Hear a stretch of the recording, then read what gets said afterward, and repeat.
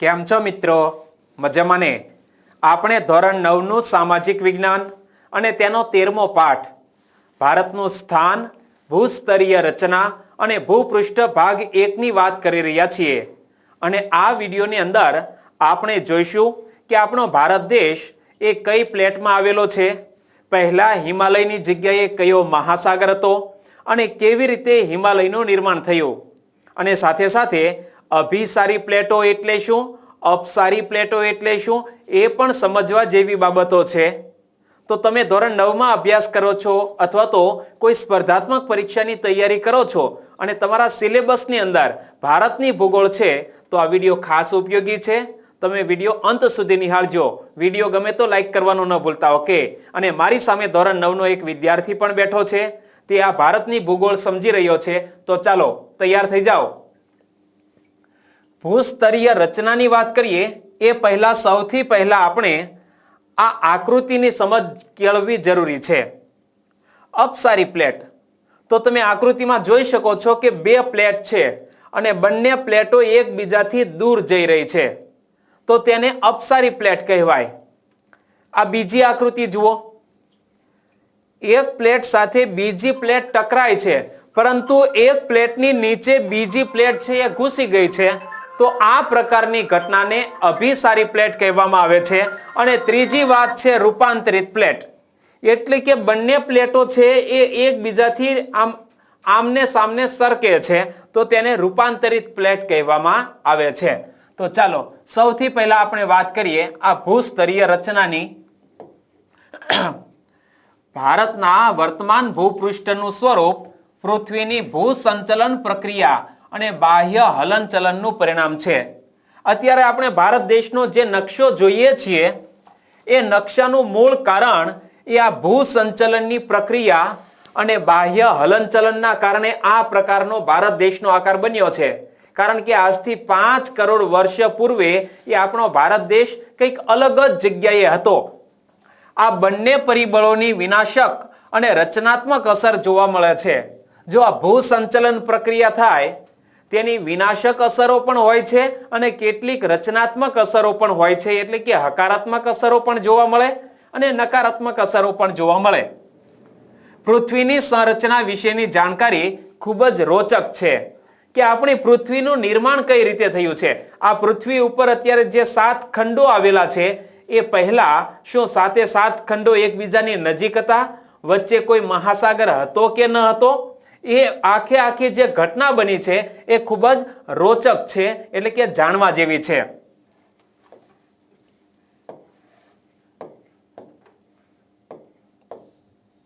પૃથ્વીની સંરચના વિશેની જાણકારી ખૂબ જ રોચક છે. પૃથ્વીનો ઉપરનો પોપડો તેની નીચે રહેલા એસ્થેનોસ્ફિયરના અર્ધદ્રવિત ખડકોની ઉપર તરી રહ્યો છે. હવે હું તમને સમજાવું, સમજો કે આપણી જે આ પૃથ્વી છે એમાં ઉપરનો પોપડો છે એ ઘન સ્વરૂપે છે, પરંતુ આજે પણ અંદરનો જે ભાગ છે ને એ દ્રવિત ખનિજોના સ્વરૂપે છે. એટલે કે માની લો કે આઈસ્ક્રીમ ઓગળી ગયો હોય અને કોઈ વાટકાની અંદર આઈસ્ક્રીમ ઓગળી ગયો હોય એટલે કેવું ઘટ્ટ પ્રવાહી હોય, એવી રીતે આ અંદર ઘટ્ટ પ્રવાહી છે અને બહારનો પોપડો છે એ ઘન થઈ ગયો છે, થીજી ગયો છે. એટલે લખે છે કે પૃથ્વીનો ઉપરનો પોપડો તેની નીચે રહેલા એસ્થેનોસ્ફિયરના અર્ધદ્રવિત ખડકોની ઉપર તરી રહ્યો છે. આપણો પૃથ્વીનો ઉપરનો પોપડો છે અંદર જે અર્ધદ્રવિત છે, અડધો ઓગળેલો એવા પ્રવાહીની ઉપર તરી રહ્યો છે. પૃથ્વીના પેટાળમાં થતી કિરણોત્સર્ગી પ્રક્રિયાને પરિણામે ગરમી ઉદ્ભવે છે. આજે પણ આપણી પૃથ્વી અંદરના જે પેટાળની અંદર તો ધગધગતો લાવા જ છે. ક્યારેક તમે કોઈ ઘટનાઓ વાંચો છો કે જ્વાળામુખી ફાટ્યો અને પૃથ્વીની અંદરથી ગરમ લાવા છે એ બહાર આવ્યો.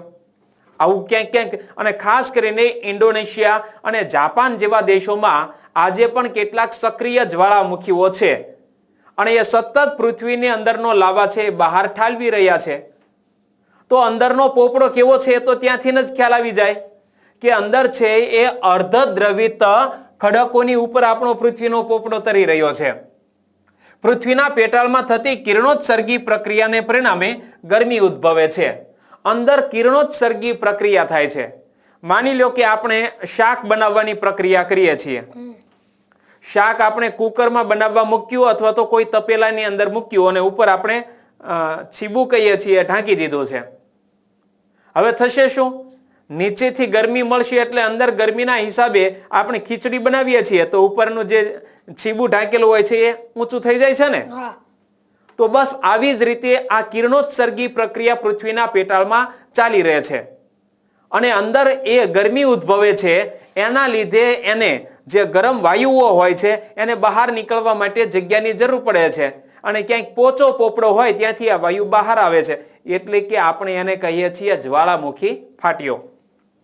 તો પૃથ્વીના પેટાળમાં થતી કિરણોત્સર્ગી પ્રક્રિયાને પરિણામે ગરમી ઉદ્ભવે છે જે દ્રવિત ખડકોમાં સંવહનિક તરંગો ઉત્પન્ન કરીને ભૂસપાટી તરફ જવાનો પ્રયત્ન કરે છે.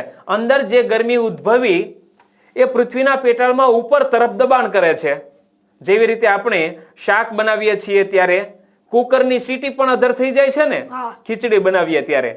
તો એ સીટી અધર થવાનું કારણ શું? આ જ પ્રક્રિયા સમજાવે છે કે જે દ્રવિત ખડકોમાં સંવહનિક તરંગો ઉત્પન્ન કરીને ભૂસપાટી તરફ જવાનો પ્રયત્ન કરે છે અને ભૂકવચ તરફ ઉદ્ભવતા તરંગો દ્વારા ઉપરનું પડ ફાટીને મોટા મોટા ટુકડામાં વિભાજિત થઈ જાય છે. હવે આ તો કુકરની એક સામાન્ય સીટી હતી, પરંતુ માની લો કે આ પૃથ્વીના પેટાળની અંદર જ્યારે આવી રીતે મોટા પ્રમાણમાં ગરમી ઉત્પન્ન થાય છે ત્યારે એ ગરમીનું કોઈક જગ્યાએ તો વહન થવું જરૂરી જ છે અને એ મોટા ઉપરના જે પડ છે એને પણ ફાડી અને બહાર નીકળે છે અને જ્યારે આ પ્રક્રિયા થાય ત્યારે બે ટુકડા થઈ જાય છે. ઉપરની જે ભૂસપાટી હોય ને એના બે ટુકડા થઈ જાય છે જેને મૃદાવરણીય પ્લેટ એટલે કે લિથોસ્ફિરિક પ્લેટ કહે છે. અને આવી 7 મુખ્ય ભૂસંચલનીય તકતીઓ એટલે કે પ્લેટો છે. તો પૃથ્વીની અંદર આ પ્રકારની જે પ્રક્રિયા ચાલેલી એના કારણે પૃથ્વીના ઉપરના પોપડાના 7 ટુકડા થયા અને એ 7 ટુકડાને મિત્રો મૃદાવરણીય પ્લેટો એટલે કે લિથોસ્ફિરિક પ્લેટ કહેવામાં આવે છે. અને આવી 7 મુખ્ય ભૂસંચલનીય તકતીઓ પ્લેટો કઈ કઈ છે એ 7 આપણે નામ જોઈએ તો પેસિફિક પ્લેટ, ઉત્તર અમેરિકન પ્લેટ, દક્ષિણ અમેરિકન પ્લેટ. મોટા ભાગે તમે જોવા જશો ને તો ખંડોના નામના આધારે પણ આપણને ખ્યાલ આવી જાય. પેસિફિક પ્લેટ, ઉત્તર અમેરિકન પ્લેટ એટલે કે ઉત્તર અમેરિકા ખંડ, દક્ષિણ અમેરિકન પ્લેટ એટલે કે દક્ષિણ અમેરિકા ખંડ, યુરેશિયન પ્લેટ એટલે કે યુરોપ કન્ટ્રી, આફ્રિકન પ્લેટ એટલે કે આફ્રિકા ખંડ, ઇન્ડો ઓસ્ટ્રેલિયન પ્લેટ. જો ઇન્ડો ઓસ્ટ્રેલિયન પ્લેટ છે એમાંથી ઓસ્ટ્રેલિયા અને આપણો ભારત દેશ છે એ આગળ આપણે જોઈશું. તો Indo Australian plate, Antarctic plate અને કેટલીક જગ્યાએ આ પ્લેટો એકબીજાથી દૂર થઈ રહી છે. આ 7 પ્લેટો છે એમાંથી કેટલીક પ્લેટો છે એ એકબીજાથી દૂર જતી અત્યારે ધીમે ધીમે જતી જોવા મળે છે. એટલે કઈ એવું નથી કે એક વર્ષની અંદર 1 કિલોમીટર જેટલી દૂર જતી રહે એવું નથી બનતું. એક વર્ષની અંદર માત્ર અડધો ઇંચ કે એનાથી પણ ઓછી આ પ્લેટો ખસતી હોય છે. તો આ પ્લેટો છે એ એકબીજાથી દૂર જઈ રહી છે અને આ દૂર જવાની પ્લેટોની દૂર જવાની પ્રક્રિયાને શું કહેવામાં આવે છે? અભિસારી પ્લેટ કહેવાય છે. અપસારી પ્લેટ કહેવાય છે. બે પ્લેટો એકબીજાથી દૂર જતી રહેતી હોય તો તેને અપસારી પ્લેટ કહેવામાં આવે છે. હવે આપણે જે આ 7 પ્લેટો છે એને આપણે એક આ વિશ્વના નકશાની અંદર કે કયા કયા ખંડોમાં કઈ કઈ પ્લેટો છે તો આપણી જે પ્લેટ છે એનું નામ છે ઇન્ડો ઓસ્ટ્રેલિયન પ્લેટ. હવે ઇન્ડો ઓસ્ટ્રેલિયન પ્લેટની ખાસિયત શું છે? એ પણ એકબીજાથી દૂર જતી રહી છે. એટલે આ ઇન્ડિયન પ્લેટ અને ઓસ્ટ્રેલિયન પ્લેટ, આ ઇન્ડો ઓસ્ટ્રેલિયન પ્લેટ હતી એ પણ અત્યારે એકબીજાથી દૂર જઈ રહી છે. અપસારી પ્રક્રિયા થઈ રહી છે, અભિસારી નહીં. Eurasian plate, African plate, north American plate, south American plate, Antarctic plate. તો આપણે 7 પ્લેટો જોઈ લીધી અને એક અહીંયા પેસિફિક પ્લેટ. તો ફરી એકવાર સી પ્લેટ એ તો ખાલી એની પેટા પ્લેટ છે ટૂંકમાં કે ફિલિપાઇન સી પ્લેટ એટલે એ અમુક ભાગ નખાવ છે. આ કેમ ઇન્ડિયન પ્લેટ કોઈ ચોક્કસ 7 મુખ્ય પ્લેટો પૈકીની એક પ્લેટ નથી. એ તો ઇન્ડો ઓસ્ટ્રેલિયન પ્લેટનો એક ટુકડો છે એટલે ઇન્ડિયન પ્લેટ નામ થઈ ગયું. એવી રીતે એ પણ એક છૂટી પડેલી છે કોઈ પ્લેટમાંથી. અને એન્ટાર્કટિકા પ્લેટ એ તો છે જ તે.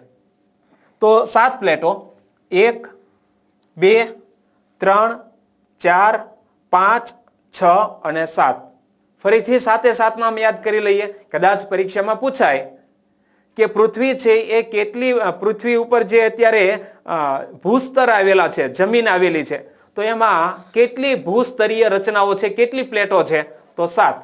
Pacific plate, Indo Australian plate, Eurasian plate, African plate, Antarctic plate, south American એટલે કે દક્ષિણ અમેરિકન પ્લેટ અને ઉત્તર અમેરિકન પ્લેટ. અને અહીંયા પેસિફિક પ્લેટ ને આ પેસિફિક પ્લેટ એ બંને ગોળ પૃથ્વી થઈ જશે એટલે જોડાઈ જશે.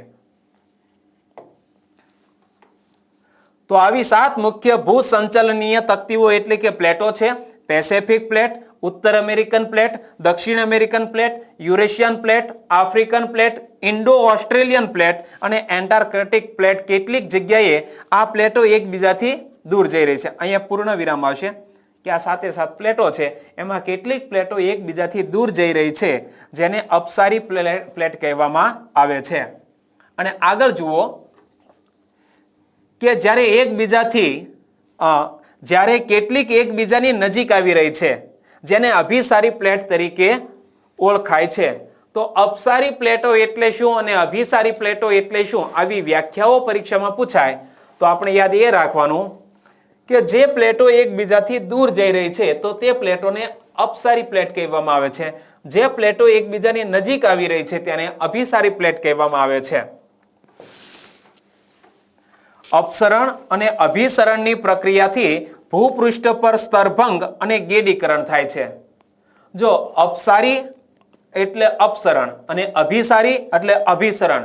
આ પ્રક્રિયાથી ભૂપૃષ્ઠ ઉપર કાં તો સ્તર ભાંગશે, જમીનની સપાટીઓ છે એ તૂટશે એટલે કે સ્તર ભંગ થશે અને ગેડીકરણ થશે. ગેડીકરણ એટલે શું? એક પ્લેટની નીચે બીજી પ્લેટ ફસાઈ જાય તો ત્યાં એક ઊંચો પર્વત જેવું નિર્માણ થવું. તો અભિસારી પ્લેટો દ્વારા શું થશે? પર્વતનું નિર્માણ થશે. અને અપસારી પ્લેટો દ્વારા શું થશે? વચ્ચે કદાચ ખીણ જેવી રચના થશે.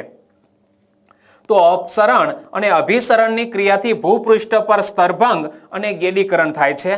આ પ્લેટની ગતિવિધિઓ થકી લાખો વર્ષો દરમિયાન ભૂમિખંડોના આકારો અને સ્થાનફેર પણ થયા છે. જો લાખો વર્ષોના પરિણામે આ જે ભૂમિખંડો છે એના સ્થાન બદલાયા છે. આ અપસરણ અને અભિસરણની પ્રક્રિયાઓ દ્વારા આ દેશોના સ્થાન બદલાતા રહ્યા છે.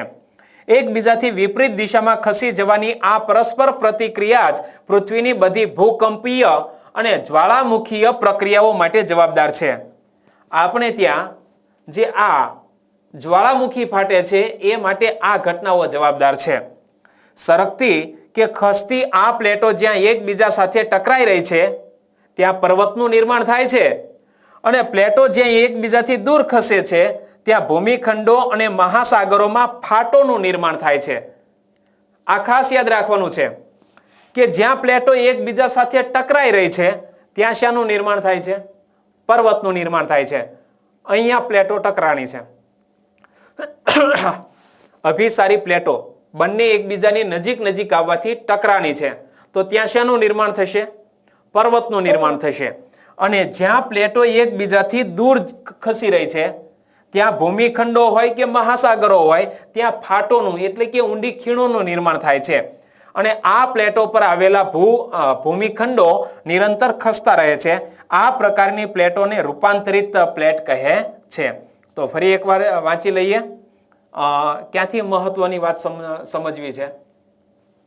7 પ્લેટોના નામ. 7 પ્લેટ યાદ રહી ગયા. પેસિફિક પ્લેટ, ઉત્તર અમેરિકન પ્લેટ, દક્ષિણ American plate, Eurasian plate, African plate, Indo Asian plate અને Indo Australian plate, Indo Australian plate અને એન્ટાર્કટિકા પ્લેટ. Antarctic plate. અને કેટલીક જગ્યાએ આ પ્લેટો એકબીજાથી દૂર જઈ રહી છે. 7 પ્લેટોમાં કેટલીક પ્લેટો એકબીજાથી દૂર જઈ રહી છે તેને અપસારી પ્લેટ કહેવાય છે. જ્યારે કેટલીક એકબીજાની નજીક પ્લેટો આવી રહી છે તેને અભિસારી પ્લેટ તરીકે ઓળખવામાં આવે છે. અપસરણ અને અભિસરણની ક્રિયાથી જ ભૂપૃષ્ઠ પર સ્તરભંગ અને ગેડીકરણ થાય છે. આ સમજાઈ ગયું ને, સ્તરભંગ અને ગેડીકરણ થાય છે. આ પ્લેટની ગતિવિધિઓ થકી લાખો વર્ષો દરમિયાન ભૂમિખંડોના આકાર અને સ્થાન ફેર પણ થયા છે. એકબીજાથી વિપરીત દિશામાં ખસી જવાની આ પરસ્પર પ્રતિક્રિયા જ પૃથ્વીની બધી ભૂકંપીય અને જ્વાળામુખીય પ્રક્રિયાઓ માટે જવાબદાર છે. સરકતી કે ખસતી આ પ્લેટો જ્યાં એકબીજા સાથે ટકરાઈ રહી છે ત્યાં પર્વતનું નિર્માણ થાય છે. પ્લેટો જ્યાં એકબીજાથી દૂર ખસે છે ત્યાં ભૂમિખંડો કે મહાસાગરોમાં ફાટોનું નિર્માણ થાય છે અને આ પ્લેટો પર આવેલા ભૂમિખંડો એ નિરંતર ખસતા રહે છે. આ પ્રકારની પ્લેટોને રૂપાંતરિત પ્લેટો કહેવામાં આવે છે. અહીંયા 7 પ્લેટોના નામ આપેલા છે આ નકશાની અંદર. અહીંયા દક્ષિણ અમેરિકન પ્લેટ છે, ઉત્તર અમેરિકન પ્લેટ છે, અહીંયા પેસિફિક પ્લેટ છે, African plate, Eurasian plate, Indo Australian plate અને નીચે આવશે એન્ટાર્કટિક પ્લેટ. એટલે સમુદ્રમાં બે પ્લેટો ટકરાય એટલે આ મોજા ને એવું. મોજા નહીં, પ્લેટો ટકરાવાથી આખે આખો જે સમુદ્ર હોય ને આખે આખો પર્વત બની જાય. એટલે એટલું બધું ન આવે તો એમ તો સુનામી જેવી પ્રક્રિયા થાય. બરાબર, જ્વાળામુખી દરિયાની અંદર ફાટે ને, સામાન્ય જ્વાળામુખી, તો પણ મોટી જબરી સુનામીનું સ્વરૂપ ધારણ થાય છે. અને જો ઇન્ડો ઓસ્ટ્રેલિયન પ્લેટ છે ને, તો અહીંયા જે આ પર્વતીય પ્લેટ જે દોરી છે ને, તો અહીંયા આ એવી જગ્યા છે કે એક બાજુ પેસિફિક પ્લેટ છે અને બીજી બાજુ ઇન્ડો ઓસ્ટ્રેલિયન પ્લેટ છે. આ બંને વારંવાર એકબીજા સાથે ટકરાતી રહે છે થોડી થોડી. તો આ એવા જગ્યા છે કે અહીંયા બધી જ્વાળામુખી વધારે ફાટે છે. તો ત્યાં અહીંયા નકશામાં જોયું હશે કે અહીંયા આ બાજુ જાપાન છે, આ બાજુ ઇન્ડોનેશિયા છે, આ ફિલિપાઇન્સ છે. તો અહીંયા વારંવાર આ પ્રક્રિયા થાય છે. ઉપર ભલે આપણને પાણી લાગે પણ અંદર જે આ પ્લેટો છે એ પેસિફિક અને ઇન્ડો ઓસ્ટ્રેલિયન પ્લેટો છે એ અંદરો અંદર ટકરાઈ રહી છે. એટલે આ એવો પ્રદેશ છે કે અહીંયા અવારનવાર જ્વાળામુખી ફાટતા હોય છે. હવે આપણા ભારત દેશનું નિર્માણ કઈ રીતે થયું એ સમજીએ. તો ભારત કરોડો વર્ષ પહેલા ગોંડવાના લેન્ડ નામના પ્રાચીન વિશાળ ભૂમિખંડનો ભાગ હતો. આપણો ભારત દેશ છે એ આજથી કરોડો વર્ષ પહેલા ગોંડવાના લેન્ડ નામના પ્રાચીન વિશાળ ભૂમિખંડનો ભાગ હતો. તો અહીં આપણે ગોંડવાના લેન્ડને જોઈએ કે આખી આખી જે પૃથ્વી છે એમાં તમને જળ સ્તર દેખાય છે અને જે માટીનું મીન્સ કે જમીનનું સ્તર છે એ પણ જોવા મળે છે. તો આ ગોંડવાના લેન્ડ, આ આખે આખો બધા જે છે ને આ એક ભૂમિ પ્રદેશ છે. આ ગોંડવાના લેન્ડનો ભાગ આપણો ભારત દેશ હતો અને ઉપર છે લોરાસિયા. બરોબર, તો અહીંયા બે જ મુખ્ય ભૂમિ ભાગો છે. પણ આ ગોંડવાના લેન્ડ છે એની અંદર ટકરાવ થયા અને ધીમે ધીમે અલગ પડતા ગયા. તો હવે એ આપણે સમજીએ કે ભારત કરોડો વર્ષ પહેલા ગોંડવાના લેન્ડ નામના પ્રાચીન વિશાળ ભૂમિખંડનો ભાગ હતો. આ વિશાળ ભૂમિખંડમાં આજના દક્ષિણ અમેરિકા, આફ્રિકા, ઓસ્ટ્રેલિયા અને એન્ટાર્કટિકાનો સમાવેશ થતો હતો. આ ગોંડવાના લેન્ડની અંદર કેટલા 4 ખંડો આવેલા હતા. કયા કયા? તો કે દક્ષિણ અમેરિકા, આફ્રિકા, ઓસ્ટ્રેલિયા અને એન્ટાર્કટિકા. એક રીતે જોવા જઈએ તો નીચેનો બધો ભાગ આવી ગયો. કાળક્રમે ગોંડવાના લેન્ડ થી અલગ થઈને ઇન્ડો ઓસ્ટ્રેલિયન પ્લેટ ધીમે ધીમે ઉત્તર તરફ ખસવા લાગી. આ જે ગોંડવાના લેન્ડ છે એમાં જે ઉપરનો આ ભાગ છે ઇન્ડો ઓસ્ટ્રેલિયન પ્લેટ છે એ ધીમે ધીમે ઉત્તર તરફ અહીંયાથી ખસવા લાગી. તે ઉત્તર ગોળાર્ધની ઘણી મોટી યુરેશિયન પ્લેટ સાથે લગભગ 5 કરોડ વર્ષ પહેલા ટકરાઈ હોવાનું મનાય છે. હવે આ ગોંડવાના લેન્ડ એની જે ઇન્ડો ઓસ્ટ્રેલિયન પ્લેટ હતી ને એ ધીમે ધીમે ઉત્તર તરફ ખસવા લાગી અને ઉપર જે યુરેશિયન પ્લેટ આવેલી હતી તેની સાથે ટકરાય છે. ઇન્ડો ઓસ્ટ્રેલિયન પ્લેટ અને યુરેશિયન પ્લેટના ટકરાવ થકી ટેથીસ સમુદ્રમાંથી હિમાલય પર્વત શ્રેણીનું નિર્માણ થયું. તો જે આપણો હિમાલય પર્વતમાળા છે, આ હિમાલય પર્વતમાળા એ જગ્યાએ પહેલા ટેથીસ નામનો એક મહાસાગર હતો. આ ટેથીસ મહાસાગરની જગ્યાએ અત્યારે હિમાલયની વિશાળ પર્વત શ્રેણી છે. કઈ રીતે થયું સમજાયું? કે ભારત નીચે ગોંડવાના લેન્ડ, એની અંદર 4 જેટલા ખંડો, એ ગોંડવાના લેન્ડમાં આવેલી ઇન્ડો ઓસ્ટ્રેલિયન પ્લેટ છે એ ધીમે ધીમે ઉપર તરફ ઉત્તર ગોળાર્ધ તરફ સરકવા લાગે છે અને ઉપર બરોબર જમીનનો એક ભાગ આવેલો છે જેનું નામ છે યુરેશિયન પ્લેટ. આ યુરેશિયન પ્લેટ સાથે ઇન્ડો ઓસ્ટ્રેલિયન પ્લેટ ટકરાય છે અને એ ટકરાવાના કારણે જે વચ્ચે ટેથીસ મહાસાગર હતો એની જગ્યાએ વિશાળ હિમાલયની પર્વત શ્રેણી ઉદ્ભવે છે. હિમાલય પર્વત શ્રેણીની દક્ષિણે એક વિશાળ ખીણ બની જેમાં સમય જતા ઉત્તર દક્ષિણથી વહેતી નદીઓનો કાપ ઠલવાયો અને આ રીતે હિમાલય અને દ્વીપકલ્પીય ઉચ્ચ પ્રદેશની વચ્ચે અત્યારનો ગંગાનો મેદાની પ્રદેશ બન્યો. હવે કેવી રીતે બને છે? આ હિમાલય જે પર્વત શ્રેણી છે, હિમાલય પર્વત શ્રેણી એની નીચેનો ભાગ અહીંયા તો ઊંડી ખીણ બની ગઈ હતી. તો ઊંડી ખીણ બની એટલે આમાંથી વરસાદ જ્યારે વરસ્યો ત્યારે પુષ્કળ પ્રમાણમાં માટીનું ધોવાણ થયું છે અને એ કાળક્રમે ખીણ દટાતી ગઈ અને વિશાળ અહીંયા ગંગાનો વિશાળ મેદાનની પ્રદેશ બની ગયો. તો એમ સમજાવવા માંગે છે, જુઓ કે હિમાલય પર્વત શ્રેણીની દક્ષિણ એટલે નીચેનો ભાગ થયો ને, દક્ષિણે એક વિશાળ ખીણ બની જેમાં સમય જતા ઉત્તર દક્ષિણથી વહેતી નદીઓનો કાપ ઠલવાયો. ઉત્તર દક્ષિણથી જે નદીઓ વહેતી હતી એનો કાપ નીચે ખીણ હતી એમાં ઠલવાઈ ગયો અને આ રીતે હિમાલય અને દ્વીપકલ્પીય ઉચ્ચ પ્રદેશની વચ્ચે અત્યારનો ગંગાનો મેદાની પ્રદેશ બની ગયો છે એ ખીણની જગ્યાએ. એટલે આપણે કહીએ છીએ કે ગંગાનો જે મેદાની પ્રદેશ છે એ એકદમ ફળદ્રુપ છે, કારણ ત્યાં નદીઓનો કાપ ઠલવાય અને આ મેદાની પ્રદેશ બન્યો છે. જે લાવા હોય એ ઠરી ગયો હોય સાવ, એ બહુ ફળદ્રુપ હોય.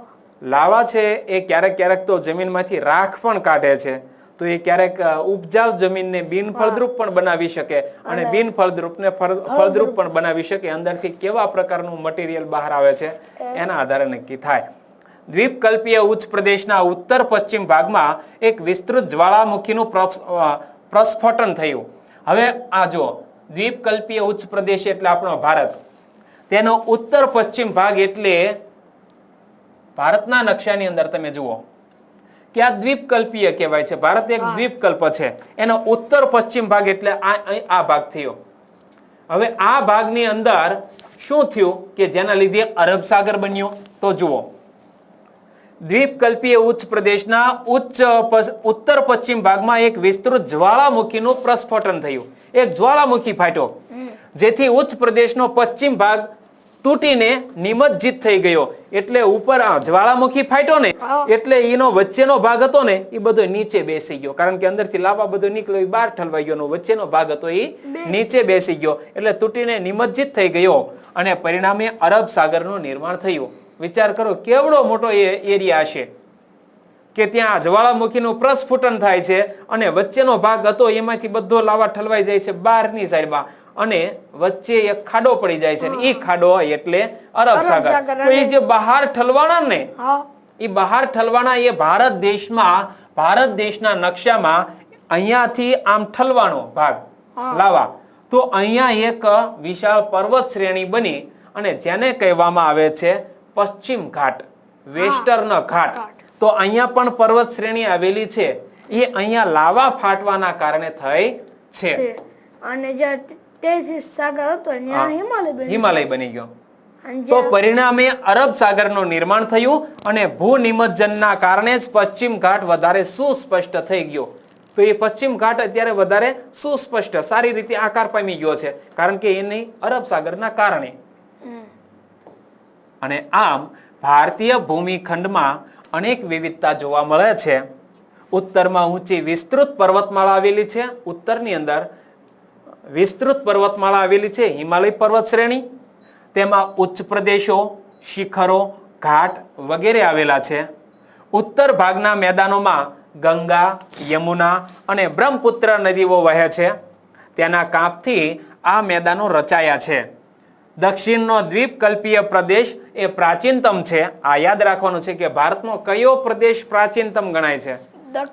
તો દક્ષિણનો દ્વીપકલ્પીય પ્રદેશ પ્રાચીનતમ છે અને દક્ષિણ ભારતના ઉચ્ચ પ્રદેશની બે ધાર સ્વરૂપો એટલે કે પૂર્વ ઘાટ અને પશ્ચિમ ઘાટ બે ધાર સ્વરૂપો પૂર્વ પશ્ચિમ છેડા ઉપર તટીય મેદાનો આવેલા છે અને આમ ભારત વૈવિધ્યસભર ભૂપૃષ્ઠ ધરાવે છે. તો અહીંયા આપણે આ પાઠને પૂર્ણ કરીએ છીએ. આપણે આગળની અનુકૂળતા મુજબ એક પછી એક સામાજિક વિજ્ઞાનના પાઠ ભણાવતા રહીશું, વિજ્ઞાન ટેકનોલોજીને પણ ભણાવતા રહીશું અને જરૂર જણાયે આપણે ગણિત પણ ગણતા રહીશું. એટલે કે આપણે દરેક વિષયની અંદર આ વિડીયોના માધ્યમથી શીખતા રહીશું. તમે પણ જોડાયેલા રહેજો. વિડીયો ગમ્યો હોય તો લાઈક કરવાનું ન ભૂલતા. આભાર.